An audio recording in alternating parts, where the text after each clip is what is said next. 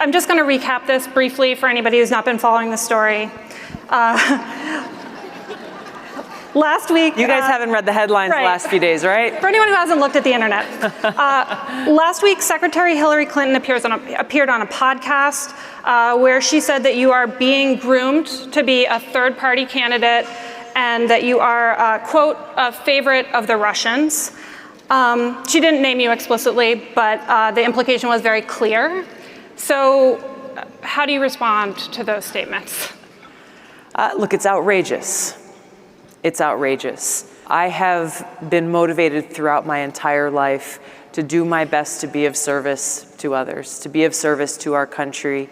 I am now serving almost 17 years in the Army National Guard, still serving as a major. I've deployed twice to the Middle East and have served in Congress now for almost 7 years, focused on the Foreign Affairs Committee, the Armed Services Committee, the Homeland Security Committee, understanding the importance of our national security. Really what has come to light by her comments is the huge disparity between the Hillary Clinton foreign policy and the kind of change in foreign policy that I'm seeking to bring at the heart of my campaign for president. Understanding the most important responsibility that the president has is to serve as commander-in-chief. Hillary Clinton, throughout her career, has espoused, advocated, and championed a very interventionist foreign policy, pushing for regime change wars, toppling dictators in other countries, being the world's police, using draconian sanctions to accomplish these things. And they have proven to be incredibly destructive.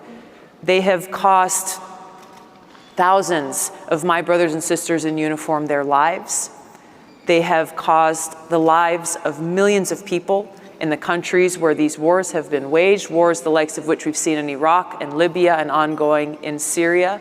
What to speak of refugee crises, what to speak of the trillions of dollars that have been wasted on these wars that have undermined our national security, when there are so many needs of our people here at home that must be met. Those dollars are coming out of our healthcare system, out of our schools, out of our infrastructure needs. And here's the big change. Here's the big difference, is I'm calling for an end to being the world's police, leading with a foreign policy that's focused on cooperation rather than conflict, actually engaging with other countries, seeing war as a last result, understanding that unless we are willing to pursue diplomacy, to work out our differences while also creating the opportunity to pursue areas of shared interest, then the only alternative is the confrontational approach and the conflict and the war that we are seeing for so long.